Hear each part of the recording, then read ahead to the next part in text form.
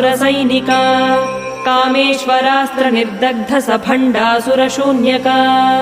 ब्रह्मोपेन्द्र महेन्द्रादिदेव संस्तुत वैभव हर नेत्राग्निसन्दग्ध काम सञ्जीवनौषधिः श्रीमद्वाग्भवकूटैकस्वरूप मुख पङ्कज कण्ठाधः कटिपर्यन्त मध्यकूटस्वरूपिणी